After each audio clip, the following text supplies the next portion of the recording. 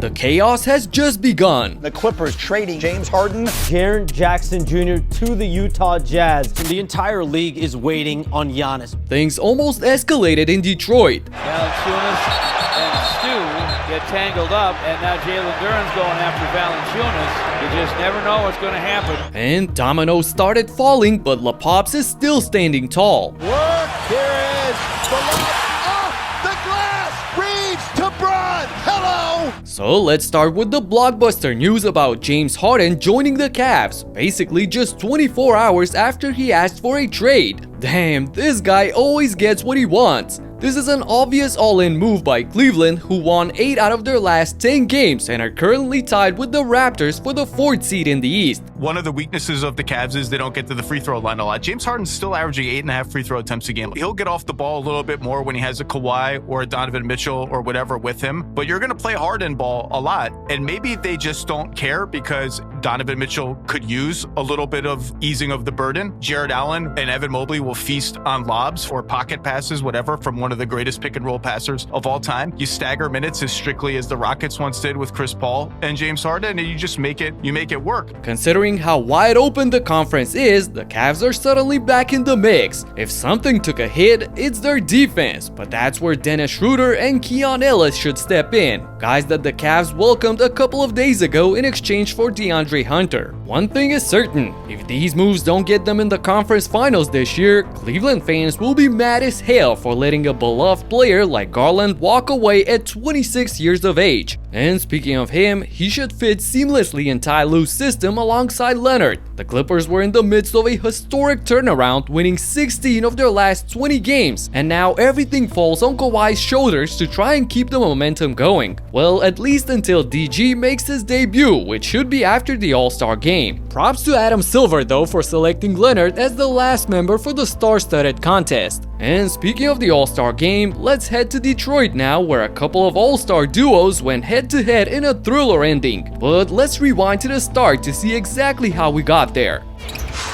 High post Jokic. Back cut Pickett. And Pickett's shot is blocked from behind by Thompson.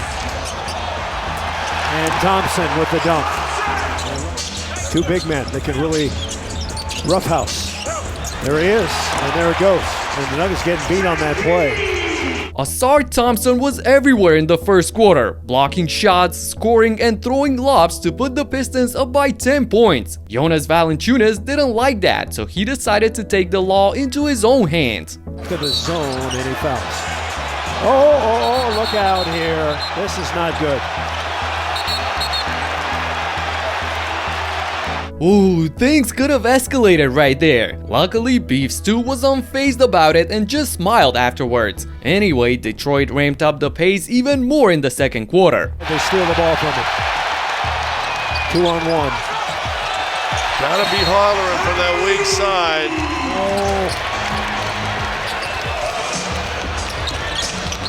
Oh. Robinson for 3.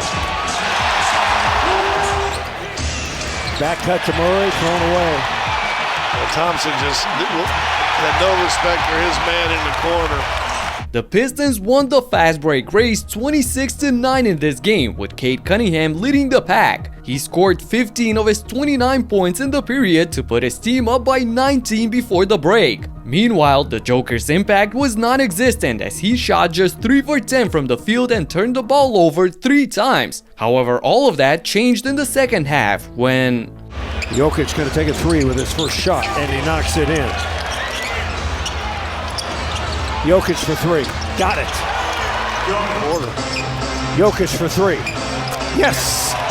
Nikola found his rhythm, knocking down 3 shots from deep to narrow the gap to 9 points early in the fourth. Regardless, the Pistons still had control over the game, leading by 11 points with little over 3 minutes remaining. But then all of a sudden, the Nuggets stormed right back into the game. Ahead to Watson. Take your time. Give it to Jokic. Jokic underneath to Brown, who lays it up and in. Jokic in the lane. And he's fouled. Nuggets close out. Block shot! Loose ball. Strother's got it. Strother, the middleman. Over to Murray. 4-3. Got it! Timeout, Detroit. Jamal Murray caps off an electric 9-0 run in just 1 minute to make it a 2-point game. Everything would pay off if only luck was on their side. Got a wide open three that's short. Oh my gosh. Cunningham's got it. 25 points for him. Cunningham on the run is blocked by Watson. They're going to count it. And guess what you don't? Well, they'll review it. It's under 2 minutes. Wow, the Pistons get a very friendly bounce on Tobias's 3 and a really close goaltending call to keep Denver at distance. But after 2 made free throws by Murray to get it down to a single possession once again, the Nuggets had another chance to make things happen. Crowder took the wrong side. Down the middle to Durn. And Watson with a block. Damn, another great defensive play by Watson ended with him fouling Jenkins inadvertently. So Dennis used that to knock down both shots from the charity stripe, putting the game out of reach for Denver. Murray and Jokic will be representing the world at the All-Star in LA, and they might meet again with Duran and Cunningham, who'll be repping for the young US squad. The Pistons made some roster changes themselves yesterday by parting ways with Jaden Ivey, who's going to Chicago in exchange for Kevin Huerter, Dario Saric, and a first-round pick swap. Detroit has the 10th best defense in the league, but they're 20th when it comes to three-point shooting. So the Red Velvet will definitely come in handy to improve in both these categories. On the topic of improvement, Jaylen Brown is having the best season of his career so far, and last night he made sure to teach the up-and-coming rookie a lesson or two. Like that ripped. Jaylen Brown with a steal and an easy lane to the bucket. Team that certainly looks different and plays different than what we've seen from Joe Mazzulla's teams in the last couple years as Brown starts 2 for 2. Cooper Flagg took notes early and then said, "Watch this." Martin's off to the races. Martin attacks. Wow. Flagg gets upstairs in a hurry. Flagg, 4 points already. Attack mode on Garza. He finishes over the top. Comfortable right now, as does Cooper Flagg with a pull and hit over Brown. Flagg responded in the best possible way by going straight at Brown. This game eventually turned into a one-on-one contest with both guys making spectacular plays on both ends of the court. To his spot. Oh, look at this. Talk about getting to your spot. Anything you can do, I can do better. Oh my goodness. We are... The only difference is Jaylen had the better supporting cast in this one, as Peyton Pritchard and Luka Garza bowled out from the bench. Austin shooting 47%. He'll add to it, and Peyton Pritchard. They get it back to number 11, they will. It's Pritchard on the rookie. He's going right to work every time Nembhard steps up. That's why. Knee surgery, he's also out for the season as Garza extends the range. Pritchard and Garza combined for 42 points on 64% efficiency, outscoring the entire Mavs bench by 20 points. Pritchard, bounce. Garza's already made 3. He's got his 4th 3 of the night. Kidding me. Here. Cross, Pritchard, too quick.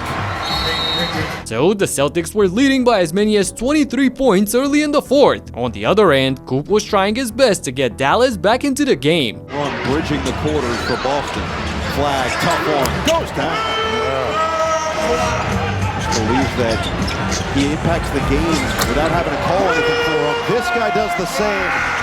6 to shoot now off the screen. Bounce, Christie, back to Flag. He's going to have to fling. Pulls out. That's a great release. I wouldn't tinker with it.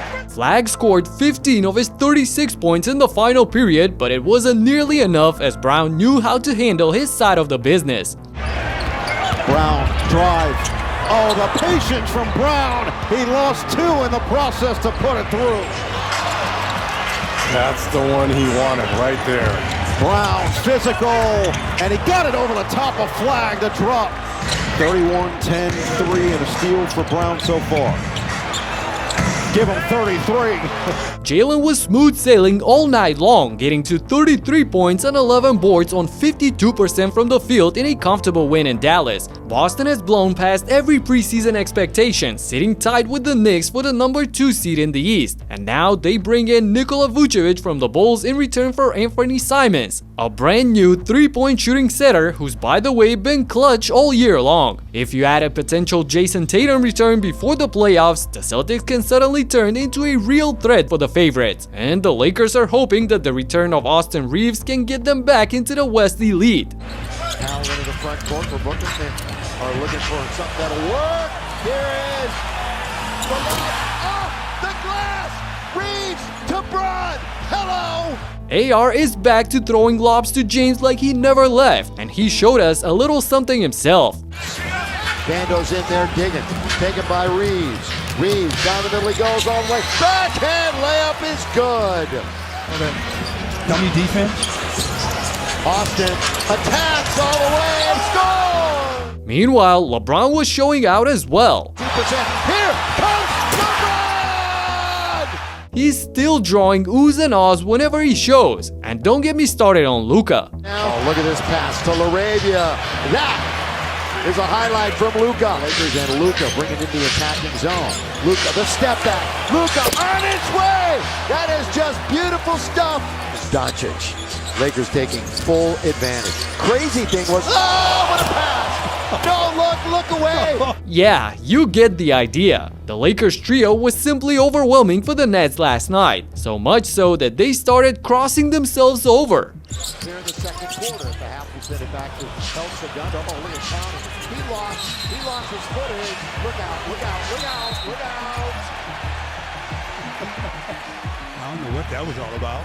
Clowney broke his own ankles and then got mad at Rui for stealing the ball away from him. That was hilarious. Even Junior got his 5 minutes to shine at the end, making the Barclays sound like crypto. I agree. Taken away by Dalton. Step right in front of it. With Bronny. Dalton. The lob. Bronny lays it in. Now 5 out of his last 7. They get 14 points. Oh, the move. James is good. Shooter's touch. Standing ovation. Man, he's a walking exhibit. But he's absolutely no match for Colin Gillespie. Gillespie on the push down the floor. Iguodala gets him the screen, gets him the look. He pays it off. As a Philly guy, is Iguodala rising up and punches it down. He is. Even in year 17, he is an absolute strong ox defensively. Colin Gillespie. The Suns fell down by as many as 19 points in the first quarter, but Colin made sure to prepare an upset for Blazers fans. He was unconscious shooting the ball. I beg your pardon, his 4th three-point attempt, his career and season high as Colin Gillespie deposits. Gillespie with a long-arm defender. Kamara stepping out on him. Gets a screen, gets the look, deposits another 3-ball. Gillespie drilled 8 threes of 14 tries on his way to a career-high 30 points, and he knew how to hit his teammates in stride for some open looks as well. Klingon and Brooks doing some hand-to-hand combat. Allen trailing, set with the flyby. Squares, fires, splashdown. Phoenix completed a huge 31-point turnaround in this game to get out of Portland with the win. Pocket pass to Iguodala. Beautiful soft touch over the big man inside, Klingon. And the Suns get it right back. How many times does Colin do that? Colin squares, fires. They're tied with the Wolves now for the 6th seed in the West. And since we mentioned Minnesota, they got rid of Mike Conley just to free up some cap space. That can only mean one thing. They're making room to go after the Greek Freak. And this dunk by Jalen Johnson was freakish as well. The defender goes down and Jalen Johnson punishes everybody. Jalen messed around and got a triple-double of 29 points, 11 boards, and 11 dimes, leading the Hawks to a dominant wire-to-wire win over the Heat. Miami is still calculating whether to go after Ja if they don't get Giannis. And while everyone was waiting for Morant to be traded, the Grizzlies pulled off a stunner by shipping Jaren Jackson Jr. to the Jazz. In return, they got 3 first-round picks and a bunch of non-rotational players. Memphis now holds 12 first-rounders over the next 7 years. That's crazy. Utah, on the other hand, got Triple J practically for nothing as they're loaded with draft capital. It's going to be interesting to see how he fits alongside Keontae and Markkanen. But another Jazz player made the headlines last night. Isaiah, little skip pass down the wicked Markkanen rattles the rim as he just blasted down the lane. Isaiah Collier, out of all people, dished out 22 assists in the win against the Pacers. He's become the youngest player in NBA history to ever do this. What a crazy day around the league, and I feel like the chaos has just begun. In the meantime, check out my last video when the NBA turned into a war zone. Click right here and talk to you in the next one. Peace out.